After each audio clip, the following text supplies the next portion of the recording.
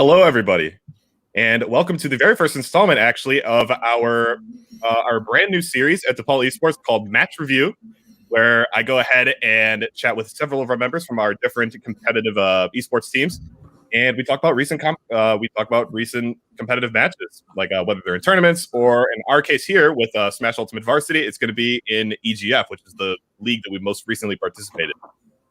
So I figured this would be a little bit of an easier one to start out with for me because, lo and behold, I actually have a little bit of experience with Smash Ultimate, let alone playing on the varsity team myself as part of the team roster as a player and also as a captain. So I have a lot of experience with these guys and with playing in these matches. So just figured it'd be a really good time to kick things off, especially since the EGFC season for us has just concluded.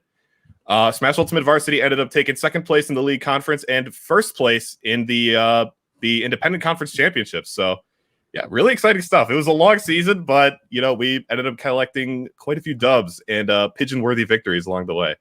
Oh, no. So, with me today, I have Cookie, ADR, and Ikaro of the Ultimate Varsity team. Do you all want to introduce yourselves really quickly?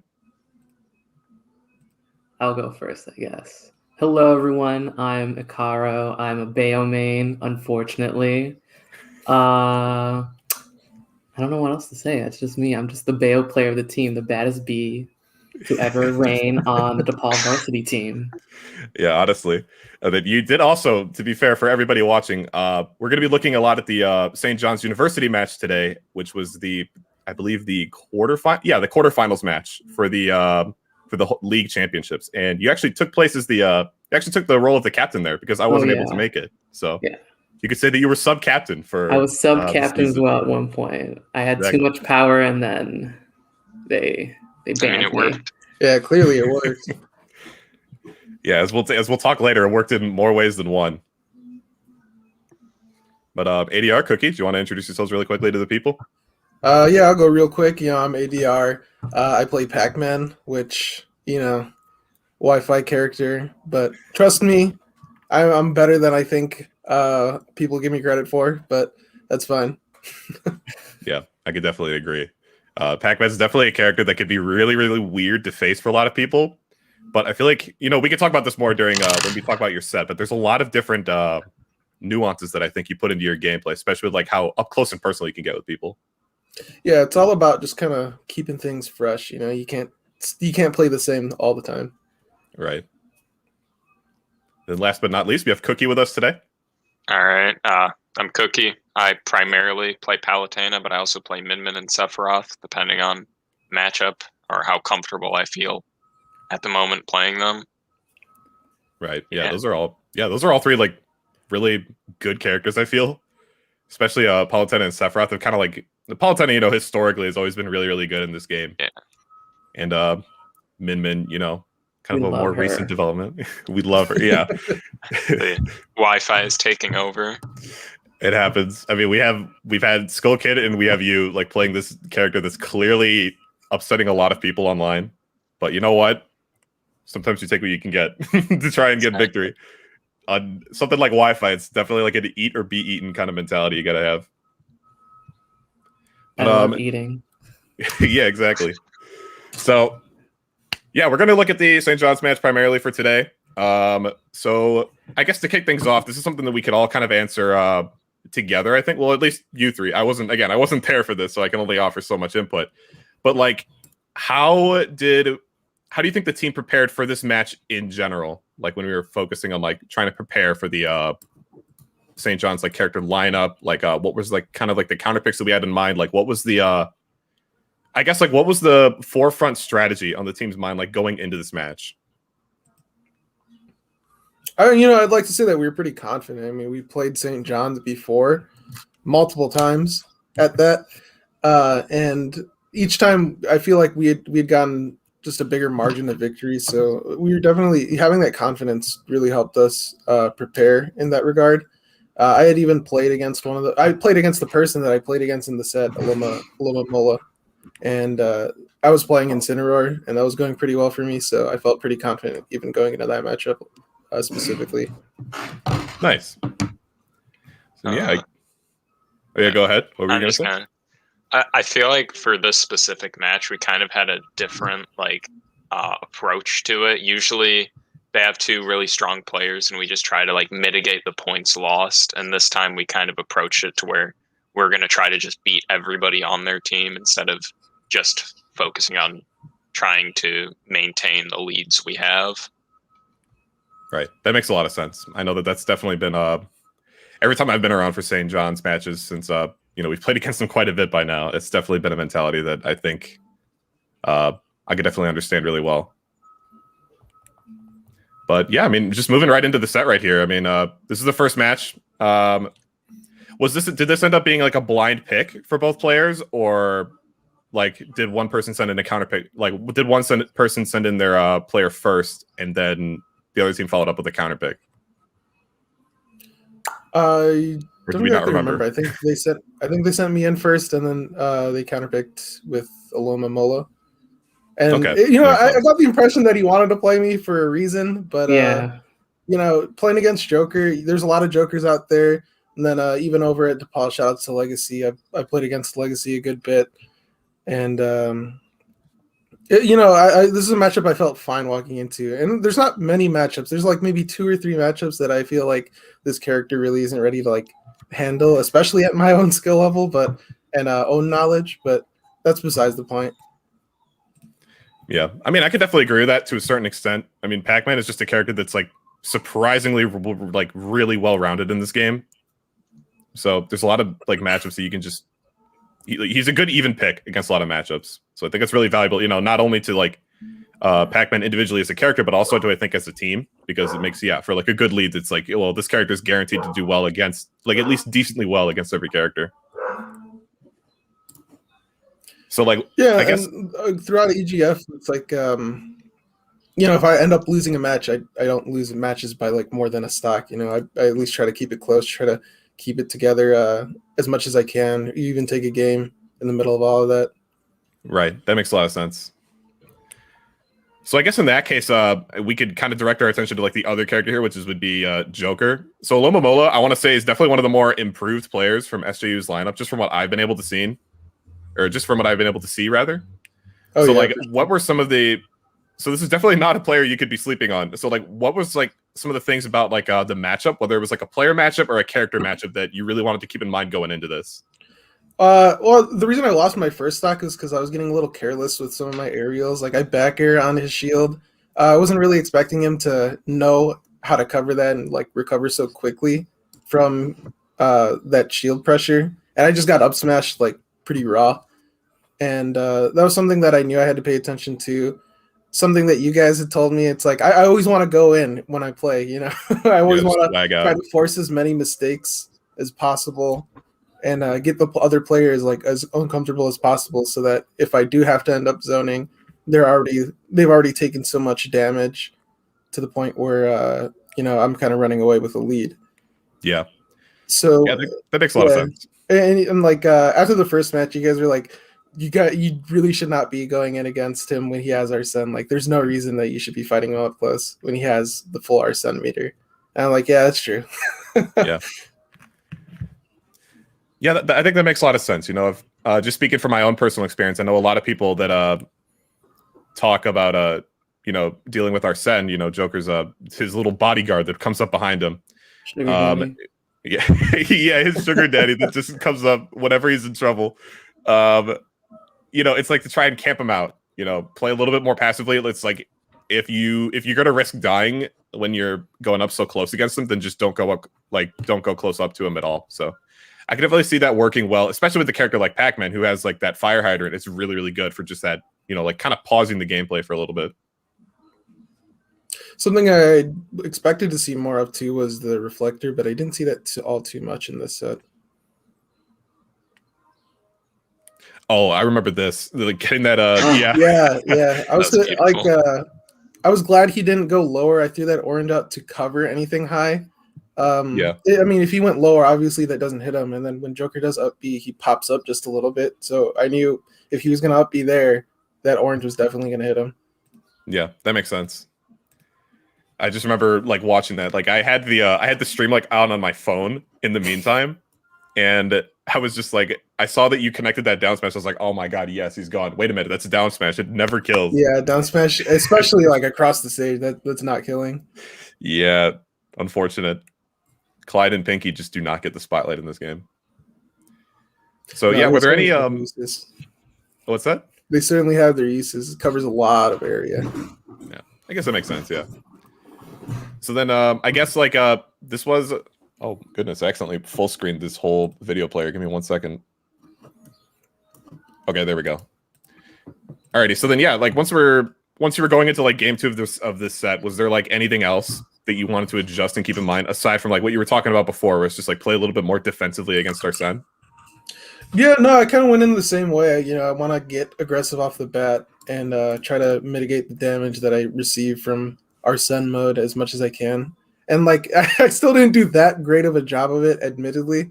But I was also keeping in mind like drifting away with aerials and not getting myself caught on his shield, because when he has Arsene, he could just up smash, F tilt, you do all sorts of things, and you just take big damage or just lose your stock entirely.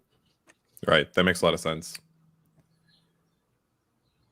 Yeah, here again, there's just that big damage and like explosive power that Pac-Man has. It just comes in full swing here.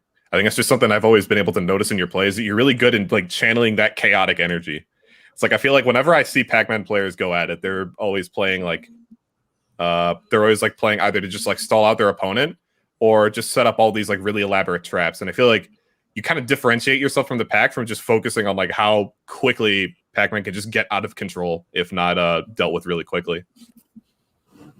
So would you say that that's kind of like it's one of the It's one of what? Go on. It's one of the I forgot what I was going craziest. to say. It's one of the craziest snowball effects in this game. Like once Pac-Man starts doing damage to you, you just keep taking damage, and there's almost nothing you can do about it. Like once you DI one thing wrong, the combo just keeps going. A fruit hits you, or like maybe you miss a tech. And online, people be missing techs like crazy. Yeah. And yeah, I'm not afraid to admit it. I'll jab lock online. I don't care. I want to win. Good. But yeah, you miss attack, you get jab locked, you get F smash, you get hit by a fruit, which keeps, if you're at low enough percent, excuse me, you just keep getting hit, and it's so fun to really just press buttons. Like that's another thing I'm not afraid to admit. I like mashing. It's cool, it's fun, and it wins me games. It is fun. I cannot lie. And, the problem though is that offline it's a bit harder or online it's a bit harder to play like this, because it's very reactant heavy.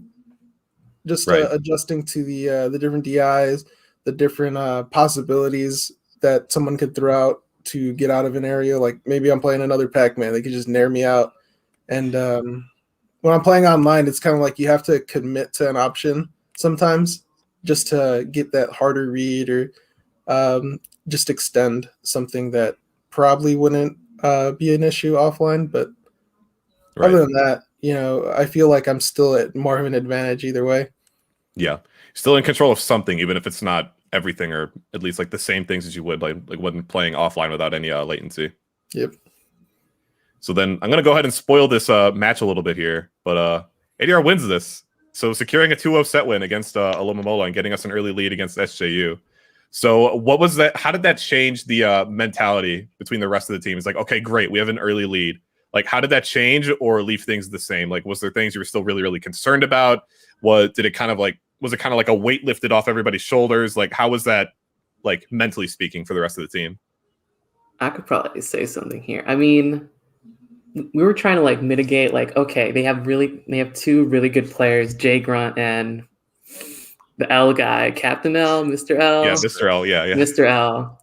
So we were trying to like hopefully like get enough points before they come in and catch up to us at some point. So I guess we were relieved to have like gotten like the lead essentially to begin with. Yeah, that makes a lot of sense. So then on that note, then I believe the next set after this one is actually Bobby Time that went up against Jay Grunt, which, as you've mentioned, was like one of their big hitters. was I know that Bobby and Jay Grunt have like not so much of a rivalry, but they just kind of like, they have like their occasional banter with each other. I'd say I do. I'm the one that makes them.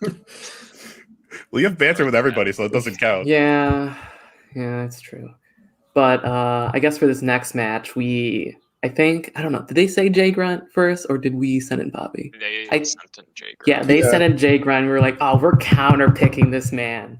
And so I think the best bet we had was like either Skull Kid or Bobby. And I felt like, to be honest, Bobby would be able to handle a Greninja because the versatility of Pokemon Trainer, as well as Squirtle being like, a better Greninja in some aspects.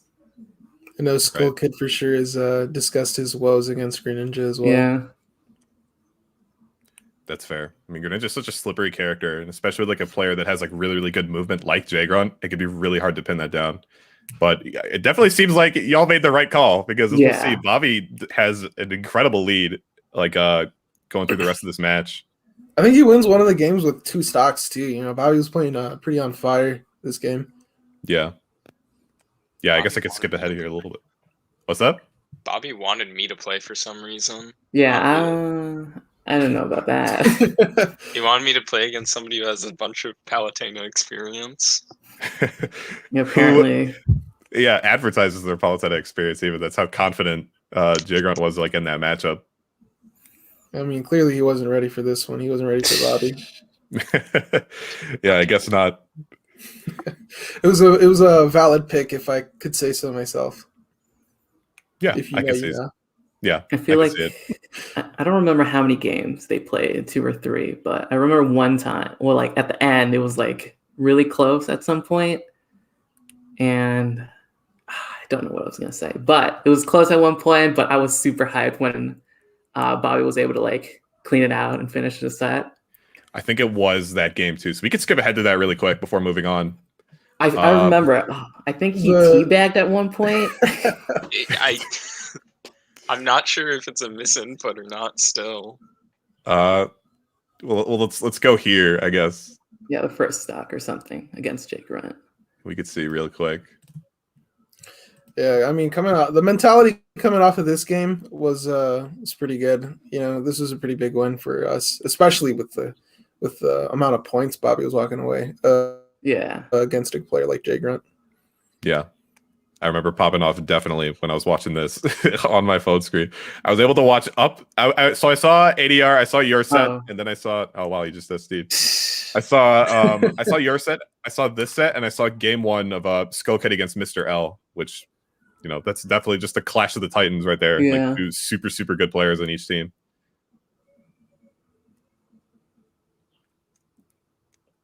All right, maybe it wasn't here that this clutch moment happened. Maybe it was a little bit later. Yeah, probably. All right, well, this is last stock each, so let's just stick here, I guess.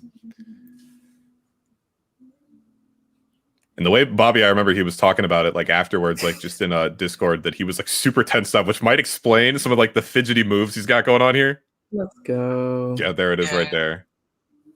That was big. Vine whip for the culture. Vine whip for the culture, man. So yeah, that was really, really big. That obviously secured like a really nice point lead for Duvall. Yeah. But it's also like, were you at all worried that he might still like the team might still not be able to clutch it out, or like that they would be able to make a comeback with like some of their with like some really smart counter picks? Probably. I mean, when I was like the captain and sub-captain, they didn't really care about counter picking. They just gave out their players, and we just like, oh, okay, I guess we'll play the game of counter picking every player you have, I guess. Yeah. So it wasn't really like, I don't know. If they like actually played by the rules, we would have had a more difficult time. But I guess they also had like other stuff to do. Like some of their players had to leave early, like Jay Grunt, so they couldn't play the counter pick game. But I think the last like obstacle we had to face was Captain L. I keep forgetting. Mr. L. Yes, Mr. L. Yeah. Captain L is the name of a Pikachu player. So I know, like easy to get confused. Pick a different letter. Literally any other letter. Yeah. So yeah, that ended up being a Skull Kid against again. See, I almost did it myself. Yeah, my instincts. Yeah, it's a contagious error to make. Yes, I ended up being Skull Kid against Mr. L. That was a really, really clutch set to watch. Mm. It was super, super close. But I think Mr. L ended up taking it, not with like a massive lead, but a win is a win, especially on like a player like Skull Kid, who is like, such like Wi-Fi PR. yeah, he's on the Chicago Wi-Fi land PR. He's really out there just grinding it out. But yeah, just a player that was like definitely like super, super high octane, I guess, to fight. Like Skull Kid always like makes you think. It's really hard to autopilot against him, I feel.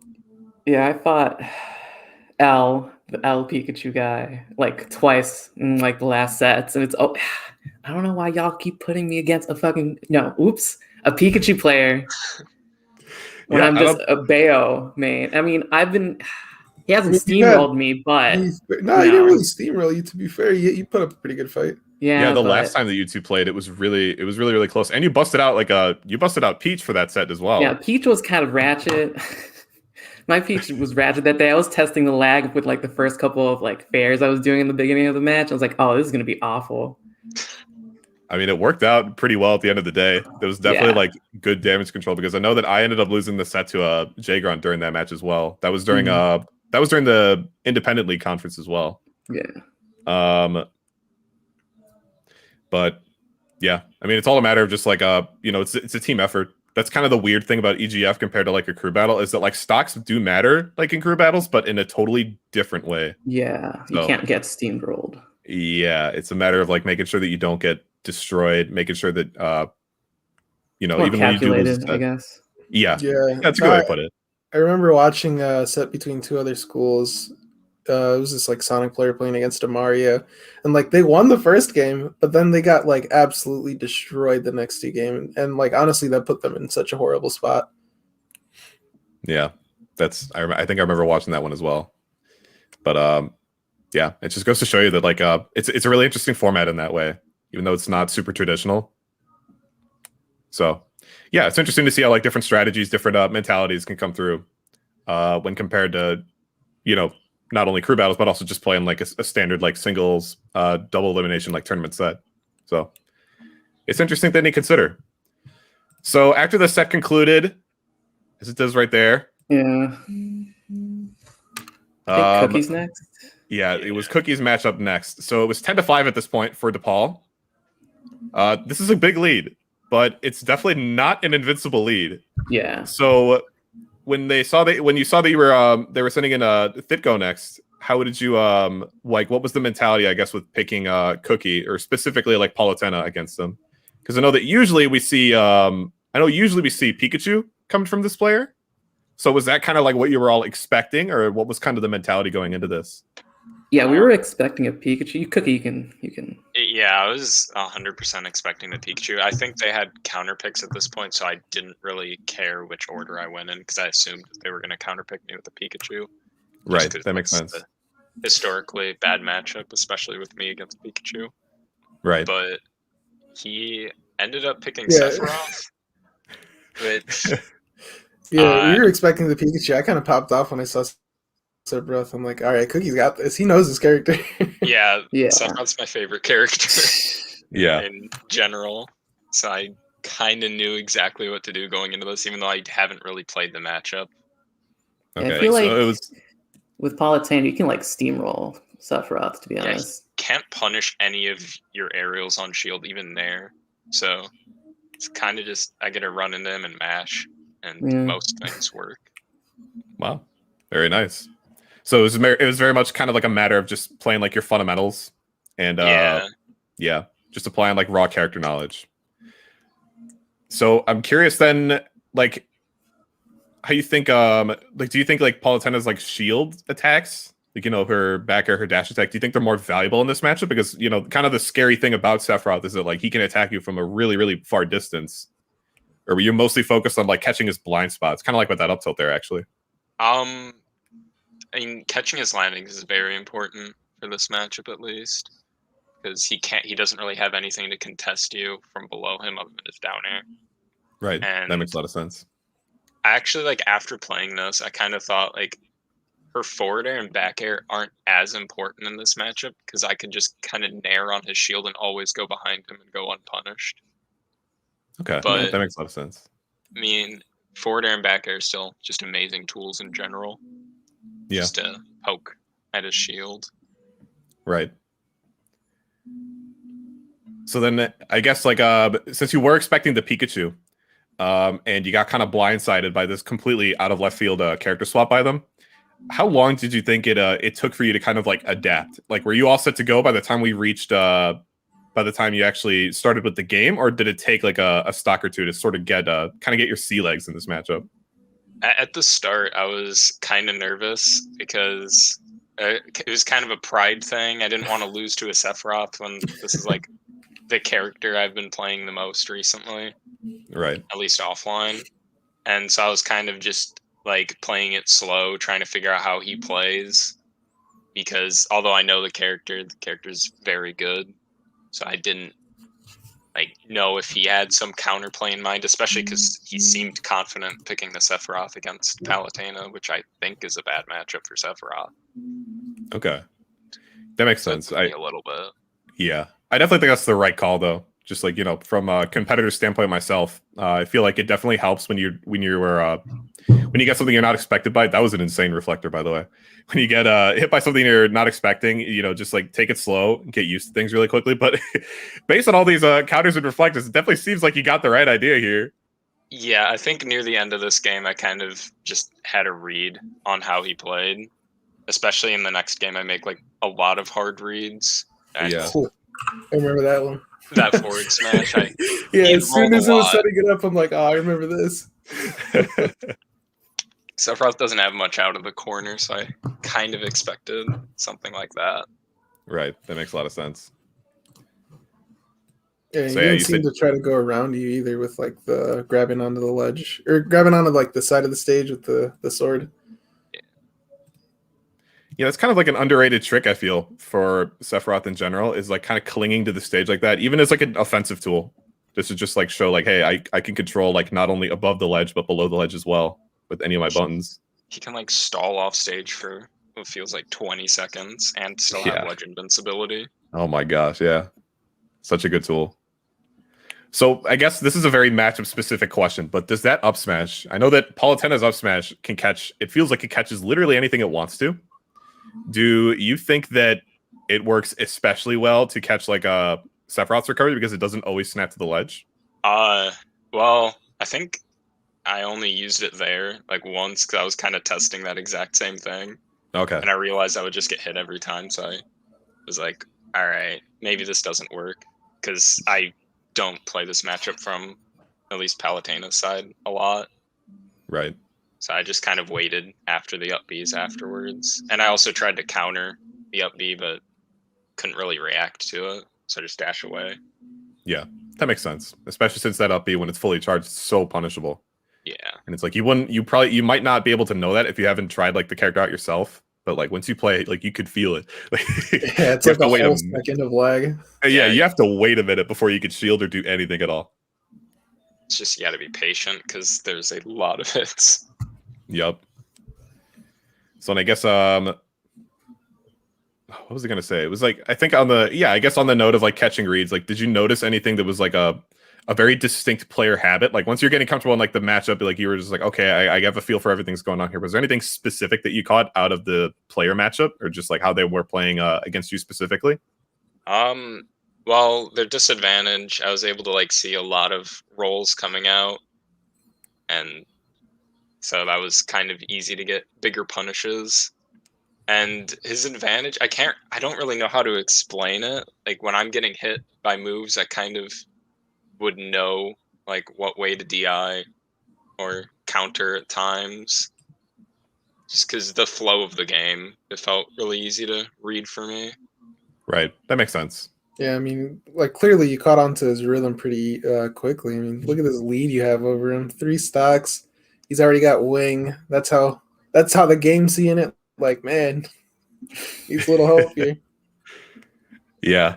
I guess last thing in that case regarding the character matchup, is there anything you had to be like specifically wary about in regards to like Sephiroth's wing? Because I know that you and I have actually talked about it before. That's kind of like one of the things that really pushes him over the edge in terms of being a good character.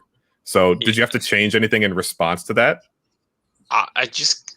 wanted to play a lot safer when he had it because like even like here I'm only at like 57%, but like he has a bunch of moves that could still kill me. Right. That makes But- sense. And the taunt. I And had the to. taunts. You I don't did know have why I to. did. But It's cool, dude. I like the 27, tag too. 50, Shout 80. outs. Yeah, shout outs to Cool Dude. shout out to He's in chat. Big shout outs to my biggest fan, Cool Dude 27. All right. Well, in that case, that pretty much sealed the deal as far as like I believe the scores went for that match. Yeah. I don't think there was much they could do. It was like 5-16, so they would have had to that'd have been 8 points. Yeah, no, it was a done deal at that point. They couldn't really do anything to make it back. So that left us with all but one player left on each team, and for us that was none other than Queen Ikaro here. It's me. The best bail in all of the land. Best bail in Chicagoland area, maybe, question mark. Perhaps. It depends on how you define Chicagoland. But in any case.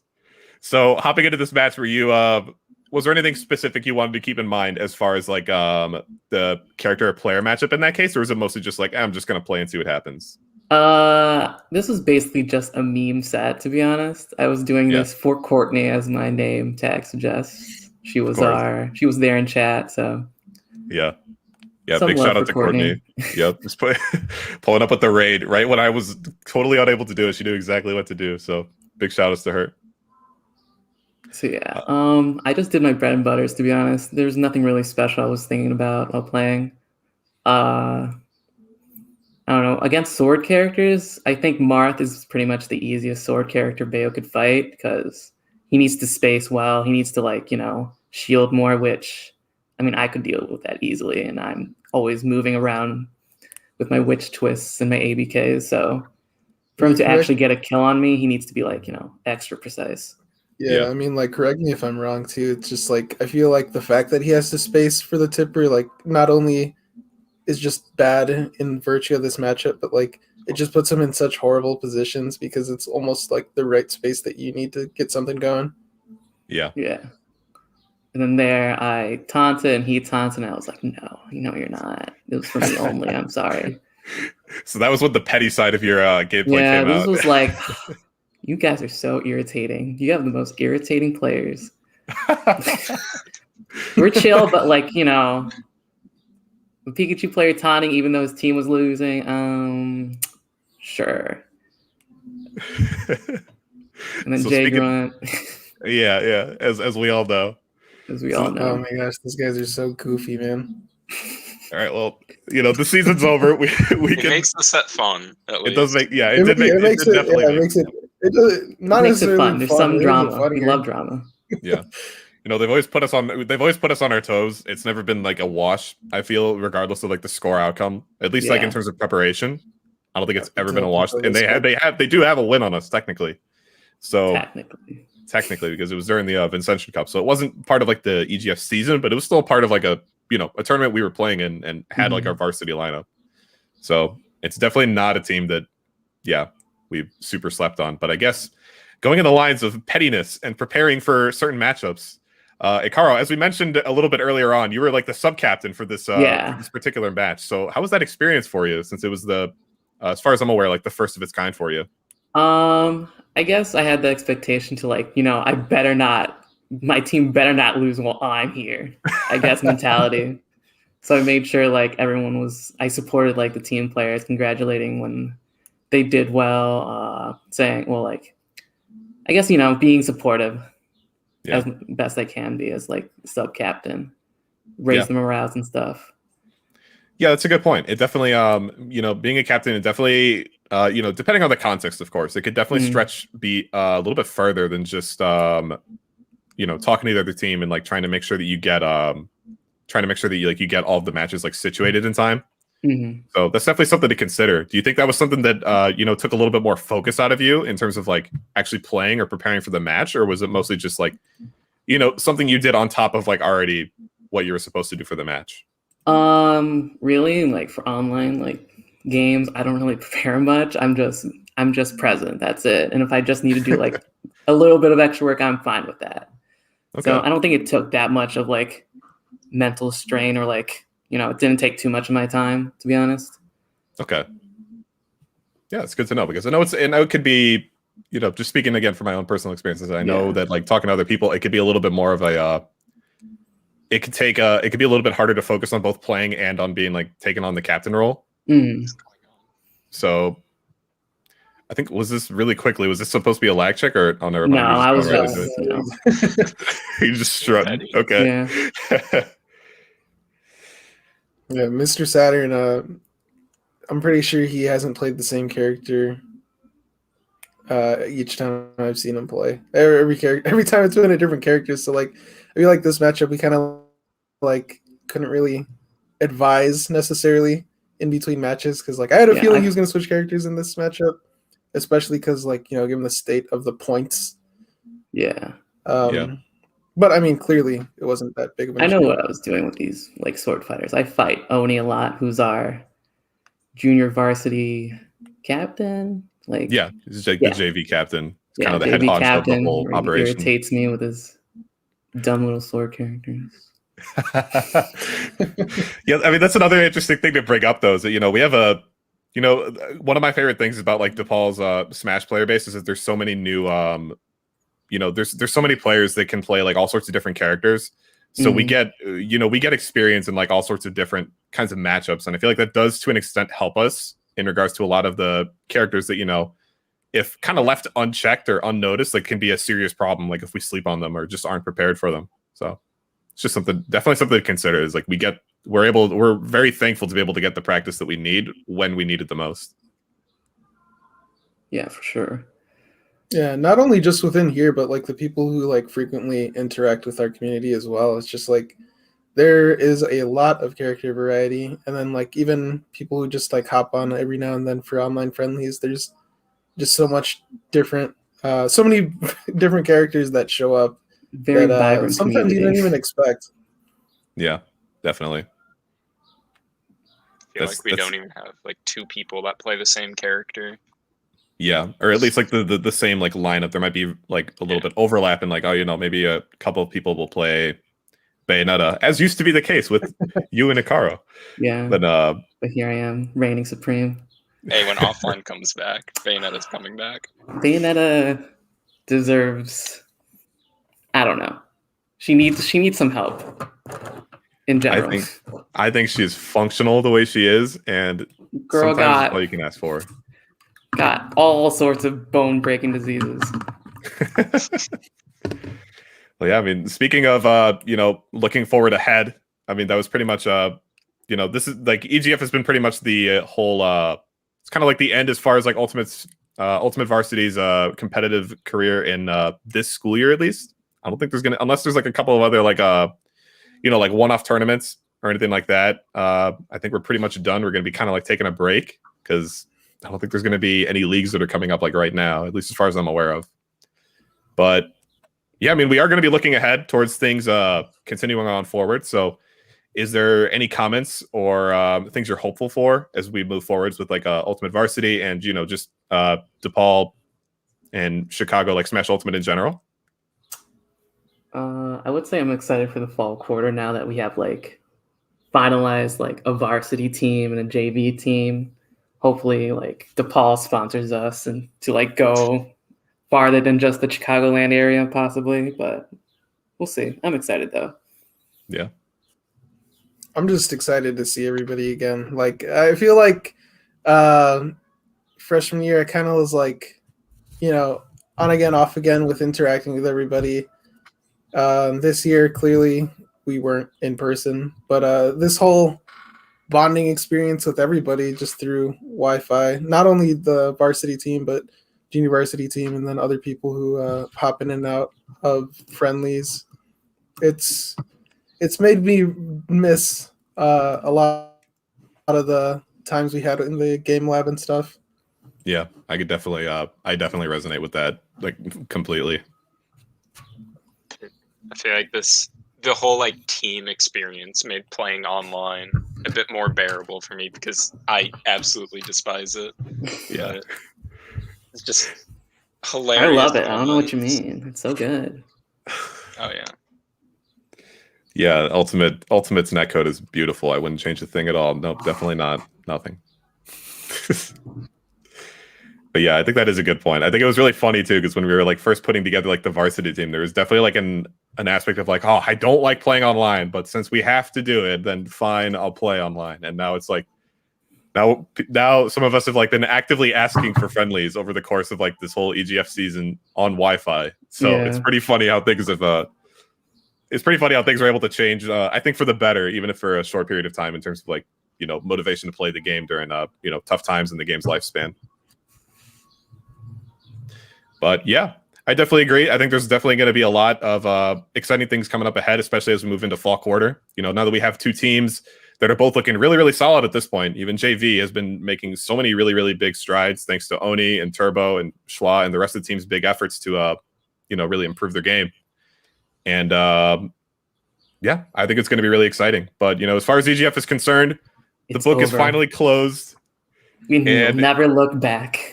I mean, it was definitely very long-winded. So I think it's I think if there's any time where we had to just close the book on it for now, I think it ended at a good time for us. But yeah, I mean, that's all I got to say. So if any of you guys have anything else you wanted to say, any quick shout outs to give, feel free to do so. Otherwise, we're pretty much good to go. Follow me at Del_Akara on Twitter.com. And everyone say happy birthday to Ego, our hidden varsity member. Yeah. In chat today. Yeah, He's me turning brother, Captain 23. Falcon extraordinaire. Nothing else. No other characters. Nope. Just Nope. me, Brawler, and Falcon. Never heard him play a space animal in my life. Who? Yeah, I don't even know if Wolf is Did a he even character have in the those game. characters in this game yet? I thought they were banned. I thought. Maybe we could ban Falco. The other two are okay. Well, in any case, yeah, thank you to everybody watching. This has been the very first edition of the Match Review series. This has been a really, really fun time for me, and I hope you all learned something about, you know, our Ultimate Varsity team, as well as some of the strategies that goes into our competition, specifically over this past season of EGF.